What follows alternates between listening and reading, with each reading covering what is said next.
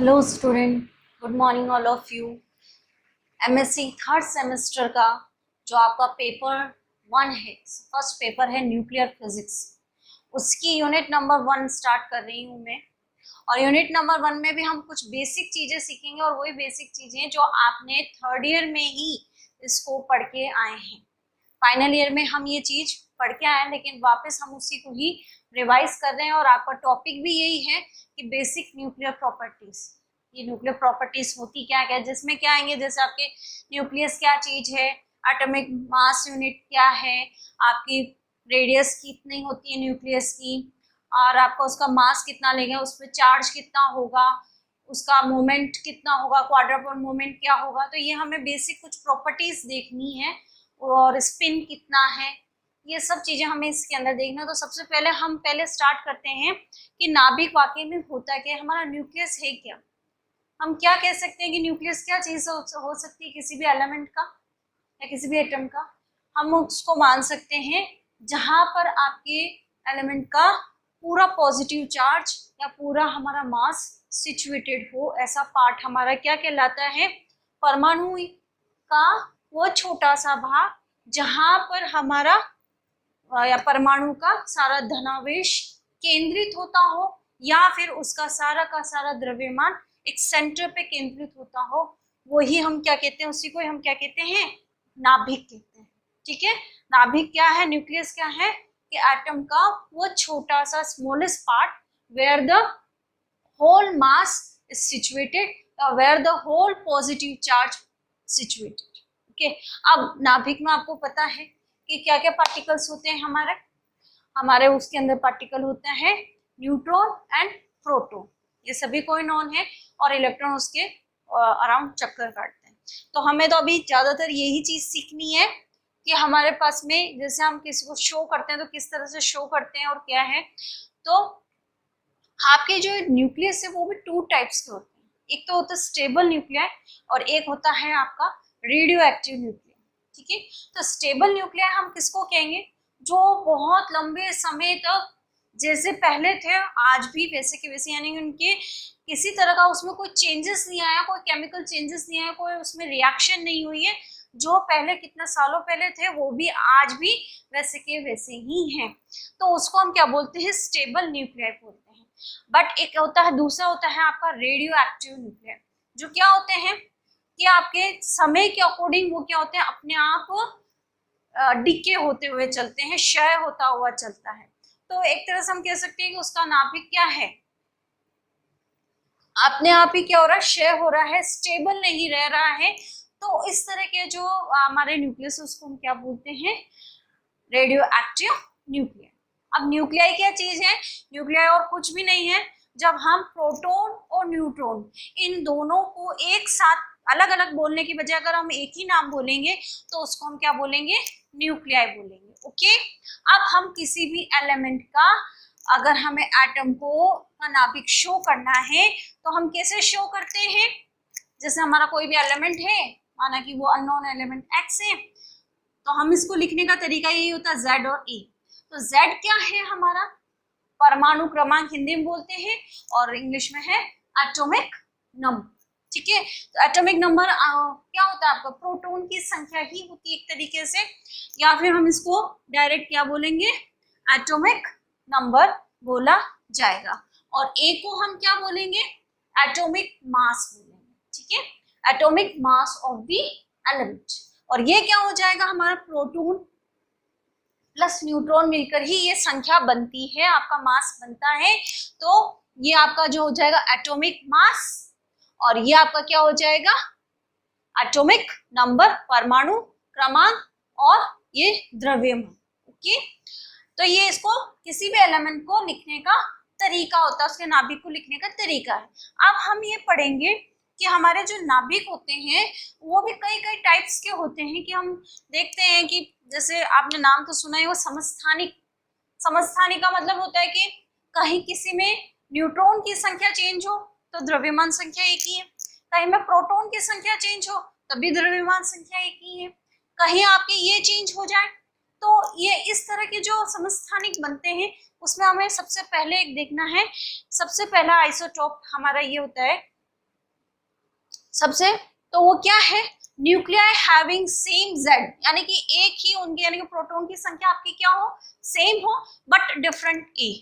But different A का मतलब आपकी क्या हो जाएगी, न्यूट्रॉन की संख्या चेंज हो जाएगी, यानी कि having same number of proton but different number of neutrons बन जाएंगे, क्योंकि हम ये जानते हैं कि Z जितना आपका प्रोटॉन आ रहा है उतना ही आपका न्यूट्रॉनों की संख्या होती है, और A क्या होगा आपका, न्यूट्रॉन, प्रोटॉन प्लस इलेक्ट्रॉन हो जाए, ठीक है। तो अगर हम प्रोटॉन को हटाएंगे तो हमारे पास में न्यूट्रॉन की संख्या अपने आप आ जाएगी। तो सबसे पहला आइसोटोप क्या है, आइसोटोप में कि आपके जो नंबर ऑफ प्रोटॉन तो सेम हो, बट आपका न्यूट्रॉनों की संख्या क्या हो जाए, चेंज हो जाए।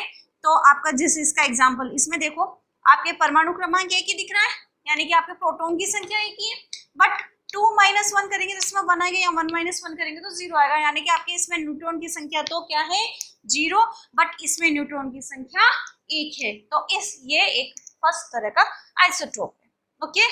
सेकेंड आपका है आइसोबर्स।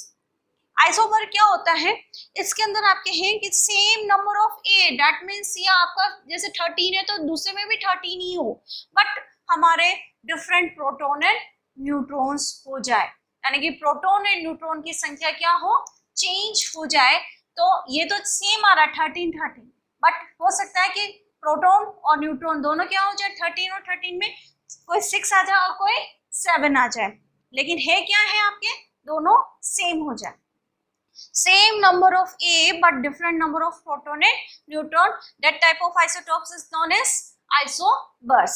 तो क्या हो जाएगा, जैसे कार्बन, कार्बन में आपने देख लिया C13 6, तो 13, तो आपके क्या हो जाएंगे, इसमें न्यूट्रॉन की संख्या चेंज हो जाएगी। अब इसमें भी ये आपके क्या है, 13 ही आ रही है, यानी कि आपका A एटॉमिक मास तो सेम आ रहा है, बट आपकी इसमें क्या हो जाएगी, न्यूट्रॉन की संख्या चेंज हो जाएगी, इसमें 7 आ जाएगी तो इसमें 6 आ जाएगी, तो न्यूट्रॉन की संख्या क्या हुई, चेंज हो गई। सेम ऑक्सीजन और इसमें कार्बन में हुआ आपके इसे कि आपके इसमें तो क्या हो रहे हैं, चेंज हो रहा है, तो आपके इसमें प्रोटॉन और न्यूट्रॉन की संख्या जब चेंज होती है दो एलिमेंट में, तब उस तरह के जो आइसोटोप्स बनते हैं उसको बोलते हैं आइसोबर्स। फिर होता है आपका थर्ड टाइप का जो आइसोटोप्स बनता है वो होता है आइसोटोन। आइसोटोन में क्या होगा, आपके सेम नंबर ऑफ न्यूट्रॉन्स होंगे, यानी कि आपके प्रोटॉन की संख्या कुछ भी चेंज हो जाएगी। तो आपके न्यूट्रॉन की संख्या क्या हो रही है, सेम हो रही है, बट प्रोटॉन की संख्या देखो, न्यूट्रॉन की संख्या क्या है, सेम है, बट आपके प्रोटॉन की संख्या क्या हुई, चेंज हो गई, यहाँ 6 है या 7 है, कार्बन है नाइट्रोजन। फिर है नेक्स्ट आपका जो है आइसोडाइपर्स। आइसोडोपर्स में क्या होता है, आपका जो N-Z है, यानी कि आपका न्यूक्लियर जो N-Z है वो क्या हो, सेम आ जाए। तो सेम आने में क्या है आपकी, जैसे ये वाली चीज सेम ही आ रही है, N-Z यानी 13 - 6 कर दो, 14 - 7 कर दो, सेम ही आएगा आपके। तो आपके क्या हो जाएगा, दैट मीन्स अगर आपके ये दोनों सेम आते हैं तो हम उसको क्या बोलते हैं, आइसोडाइपर्स। अब ये तो आपके सारे आइसोटोप्स हुए हैं। नेक्स्ट हम पढ़ रहे हैं कि आपके ये मिरर न्यूक्लियाई क्या होता है, हिंदी में इसको कहते हैं शायद से दर्पण, दर्पण नाभिक, ठीक है। तो क्या है, दर्पण नाभिक में यही होता है कि अ पेयर ऑफ आइसोबर्स, आइसोबर्स क्या है कि जिसमें प्रोटॉन और न्यूट्रॉन की संख्या क्या हो, चेंज हो। तो एक ऐसा पेयर जिसमें आपके ऐसा pair of isobars in which the number of neutron, अगर फर्स्ट का जो न्यूट्रॉन है वो सेकेंड का प्रोटॉन की संख्या हो, और सेकेंड के जो न्यूट्रॉन की संख्या हो वो इसके प्रोटॉन की संख्या हो।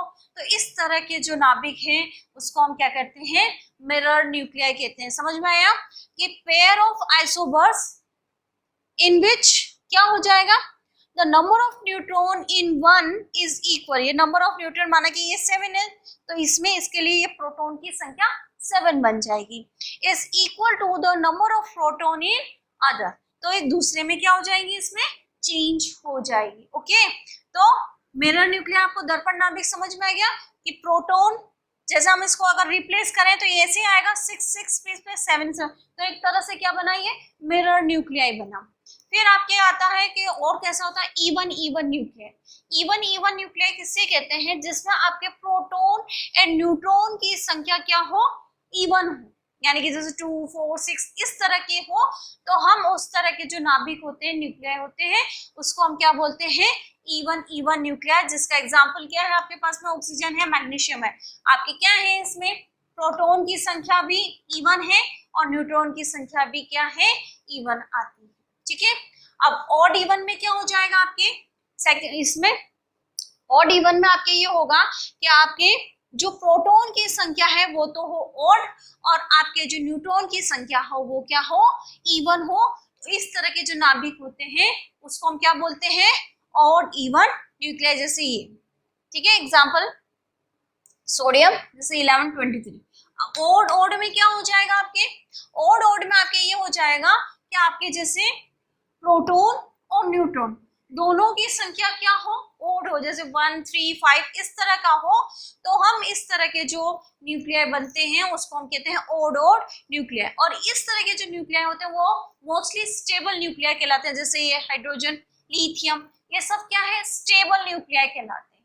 ओके, इसके बाद हम पढ़ेंगे कि हमारे पास में कि आपके एटॉमिक मास यूनिट क्या होती है, नाभिक की त्रिज्या क्या होती है, डेंसिटी कितनी होती है, यानी कि नाभिक का घनत्व कितना होता है, और हम उससे ही रिलेटेड एटॉमिक मास यूनिट पढ़ेंगे। तो उसी के कंटिन्यूएशन में जो हम क्या पढ़ रहे हैं, बेसिक प्रॉपर्टी ऑफ न्यूक्लियाई। ठीक है, उसी के कंटिन्यूएशन में हम ये पढ़ेंगे कि हमारे पास में उसका चार्ज कितना होता है न्यूक्लियस पे, रेडियस कितनी होती है, उसकी डेंसिटी कितनी होती है, और उसका मापने का क्या तरीका होता है, वो चीज़ हमें फाइंड आउट करनी। तो सबसे पहले हम देखते हैं कि चार्ज और न्यूक्लियस कितने होते हैं। हम ये जानते हैं कि हमारा जो न्यूक्लियस है उसके अंदर क्या होते हैं, हमारे सिर्फ प्रोटॉन है, न्यूट्रॉन होते हैं। तो हमारे पास सिर्फ प्रोटॉन ही एक ऐसा चार्ज पार्टिकल, न्यूट्रॉन तो क्या है, न्यूट्रल पार्टिकल, तो उस पर तो कोई चार्ज होगा नहीं। तो प्रोटॉन पे कितना चार्ज होता है, अगर हम माने तो 1.6 × 10⁻⁹ कूलम। और अगर आपके प्रोटॉन की संख्या जैसे 1 है, 2 है, 3 है, तो क्या करेंगे हम, और प्रोटॉन की संख्या को हम किससे नापते हैं, Z से। तो क्या करेंगे हम, चार्ज और न्यूक्लियस कितने हो जाएंगे हमारे पास में, 1.6 × 10⁻⁹ कूलम, क्योंकि चार्ज कितना होता है हमारे एक प्रोटॉन पे, इतना। और अगर प्रोटॉनों की संख्या बहुत सारी हो, 1 है, 2 है, हम किससे नापते हैं उसको, Z से। तो हम मल्टीप्लाई किससे कर देंगे, जो हमारे नाभिक में प्रोटॉन की संख्या होगी। तो कितना हो जाएगा हमारे पास में charge on the nucleus, ZE। ठीक है, और पॉजिटिव है इसलिए इसमें पॉजिटिव ही यहाँ पे लगेगा। ओके, तो नाभिक में प्रोटॉन और न्यूट्रॉन दोनों होते हैं, और उनका चार्ज कितना होता है, 1.6 × 10⁻⁹ कूलम। तो प्रत्येक, और न्यूट्रॉन तो हमारा न्यूट्रल पार्टिकल है, तो नाभिक पे जो हमारा न्यूक्लियस पे जो हमारा चार्ज होगा वो ZE के बराबर होगा, और E क्या है आपके, चार्ज ऑन आपके न्यूक्लियस। अब रेडियस ऑफ द न्यूक्लियस कितनी होगी, रेडियस हमारे पास में फ्रॉम द एक्सपेरिमेंट से ही हमें पता चला कि जो रेडियस है वो इस फॉर्मूले से फाइंड आउट की गई थी, R = R0A1/3। ये भी हम देख लेंगे ये R0 क्या है, कॉन्स्टेंट है, वो कैसे निकाला हम नेक्स्ट यूनिट या इसी यूनिट में इसको देख लेंगे। और ये आपका मान पता ही है, आपका एटॉमिक मास है। तो ये आपके क्या हो जाएगा, दिस इज द रेडियस, और ये क्या होता है, 1 फर्मी के बराबर होता है। 1 फर्मी कितना होगा आपके पास में, 1 फर्मी तो 10⁻⁻15 मीटर के बराबर होता है। बट जो R0 है हम ये मान लेते हैं 1.5 × 10⁻⁻15 फर्मी। ठीक है, तो हम कह सकते हैं कि हमारा जो रेडियस है न्यूक्लियस पर वो कितना होगा, radius of the nucleus 1 Fermi के बराबर भी कहते हैं, और चाहे हम ये कह सकते हैं 1.5 × 10⁻⁻15 फर्मी, और ये आपका क्या है, एटॉमिक मास है। ठीक है, अब हम नेक्स्ट फाइंड आउट करेंगे कि डेंसिटी कितनी होती है, डेंसिटी ऑफ न्यूक्लियस। ठीक है, तो डेंसिटी का फॉर्मूला आप लोगों को पता होता है m/v। के तो m/v को हम ये कह सकते हैं कि हमारे जो न्यूक्लियस है उसके अंदर हमारे पास में क्या होता है, प्रोटॉन और न्यूट्रॉन होते हैं, और प्रोटॉन और न्यूट्रॉन होते हैं तो उनको हम क्या कहते हैं, दोनों को मिला के न्यूक्लियॉन्स कहते हैं।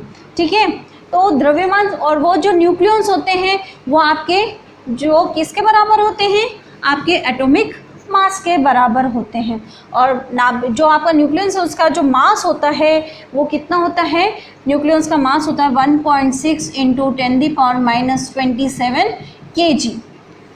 ठीक है, ये आपके एक के लिए होगा कि 1.6 इंटू 10⁻⁻27 kg एक का होगा। अगर आपके ऐसे बहुत सारे हों तो क्या करेंगे, मास ऑफ द न्यूक्लियस कितना निकल जाएगा आपके पास में, Na से शो करेंगे, क्योंकि जो हमारा न्यूक्लियस है उसका मास कैसे निकालेंगे, वो मास किसके बराबर होता है आपके पास में, वो कितने, जो आपके नाभिक है उसके अंदर प्रोटॉन एंड न्यूट्रॉन होते हैं और वो किसके बराबर है, ए के बराबर है। और एक का मास होता है 1.6 इंटू 10⁻⁻27 kg। तो ए को किससे मल्टीप्लाई करेंगे तो टोटल मास निकलेगा आपका ए इंटू 1.6 इंटू 10⁻⁻27 kg। ओके, तो ये तो आपका क्या निकला, मास ऑफ द न्यूक्लियस निकला।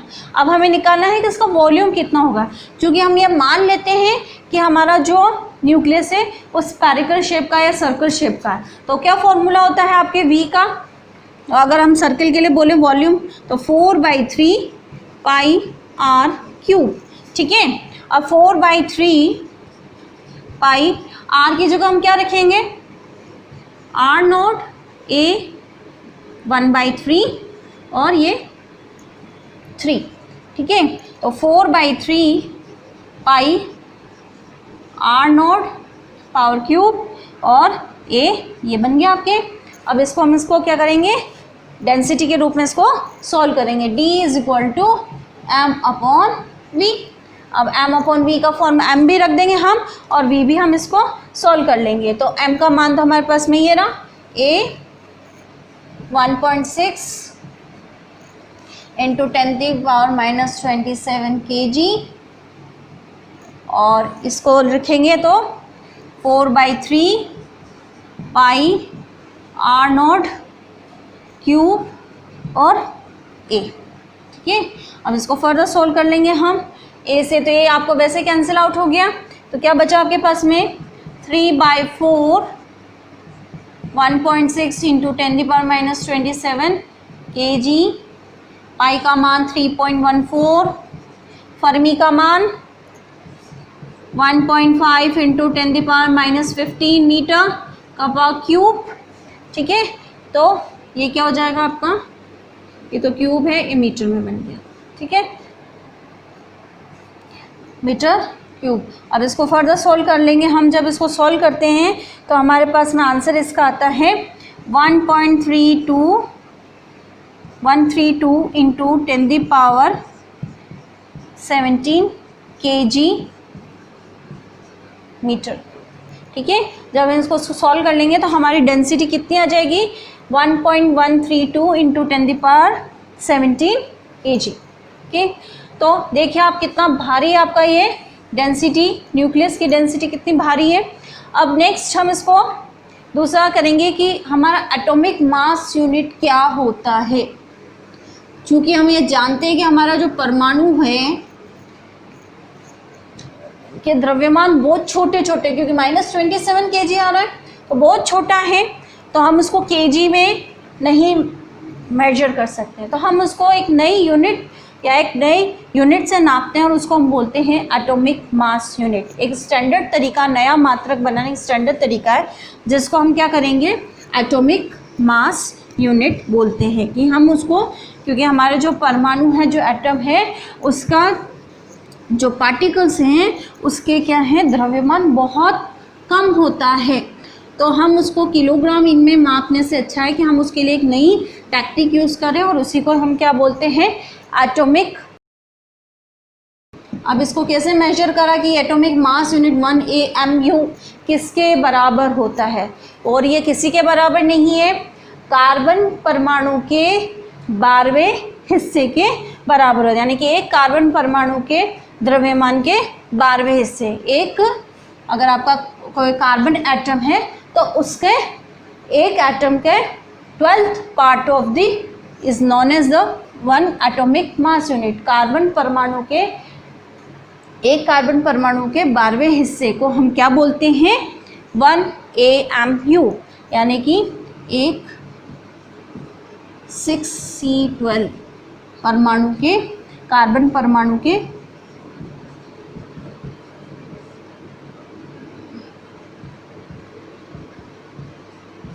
कार्बन परमाणु के 12वें यानी 12th जो पार्ट होगा उसका, उसके बराबर होता है। तो उसको लिखने का क्या हो जाएगा, 1AMU इज इक्वल टू क्या हो जाएगा, कार्बन एटम का C12, 1 कार्बन एटम अपॉन उसका 12th पार्ट, ठीक है, यानी कि मास ऑफ द कार्बन एटम का और उसका 12th पार्ट। अब हम इसको कैसे निकालेंगे, आवोगाड्रो संख्या, क्योंकि इसमें तो एटम में है, तो आवोगाड्रो संख्या कितनी हो जाएगी, 6.023 इंटू 10⁻26 डिवाइडेड बाय 12। फर्दर इसको सॉल्व करेंगे, 10⁻26 6.023 12 से, तो हम इसको 10/10 कर दें तो हमारा 1AMU किसके बराबर होगा, 1.66 इंटू 10⁻27 kg के बराबर आ जाएगा, ठीक है। तो 1 एटॉमिक मास यूनिट किसके बराबर होता है, 1.66 इंटू 10⁻27 kg के बराबर होता है। और आपको समझना है एटॉमिक मास यूनिट क्या हुआ कि कार्बन परमाणु के एक कार्बन परमाणु के द्रव्यमान का 12th पार्ट जो होगा वो क्या कहलाएगा, आपका 1 एटॉमिक मास यूनिट कहलाएगी, ठीक है।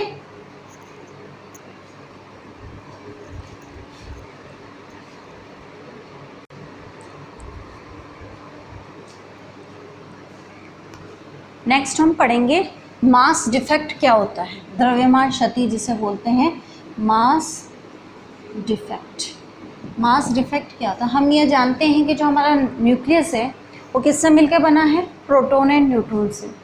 तो मास डिफेक्ट ये होता है जैसे आपका ये यहाँ पे प्रोटॉन और न्यूट्रॉन है, तो ये नाभिक का जो मास है यानी कि मास ऑफ द न्यूक्लियस हमेशा लेस देन हो मास of the proton plus mass of the neutron. तो इसी को ही हम क्या बोलते हैं, मास डिफेक्ट या द्रव्यमान क्षति। द्रव्यमान क्षति मास डिफेक्ट क्या है कि हमारे नाभिक का द्रव्यमान हमारे प्रोटॉन और न्यूट्रॉन के द्रव्यमान से कम होता है, और इस तरह जो द्रव्यमान की क्षति होती है, इस तरह से जो मास का डिफेक्ट होता है, उसी को हम क्या बोलते हैं, मास डिफेक्ट बोलते हैं, ठीक है। कि हमारा नाभिक का मास या न्यूक्लियस का मास, उनके प्रोटॉन, क्योंकि नाभिक बना किससे है, प्रोटॉन और न्यूट्रॉन से, लेकिन ऐसा ही होना चाहिए कि जितना इनका मास है वही नाभिक का मास होना चाहिए, लेकिन ऐसा नहीं होता है। हमारा जो न्यूक्लियस का मास है वो always less than mass of the proton and neutron, okay. तो this type of defect is known as mass of the mass defect. अगर हम ये मान लें कि हमारे प्रोटॉन का मास mp से शो करें और हमारे न्यूट्रॉन का मास mn से शो करें, तो मास डिफेक्ट जो डेल्टा m जो होगा वो क्या हो जाएगा, आपका प्रोटॉन की संख्या ZMP प्लस हमारे न्यूट्रॉन की संख्या क्या हो जाएगी, a माइनस Z करूँगी तो न्यूट्रॉन की संख्या आ गई Mn माइनस ऑफ किसका हो जाएगा, मास ऑफ द न्यूक्लियस, ठीक है। तो ये क्या हो जाएगा, ये हमेशा लेस देन होता है इसके मास से, जबकि होना क्या चाहिए था, दोनों ही इक्वल होने चाहिए थे, लेकिन ऐसा नहीं होता है। तो इस तरह की जो हमारा डिके होता है, इस तरह को हम बोलते हैं मास डिफेक्ट। तो mp क्या हो गया, मास of the proton, mass of the neutron, number of the proton, number of the neutron and mass of the nucleus. Next है आपका बाइंडिंग एनर्जी क्या होती है।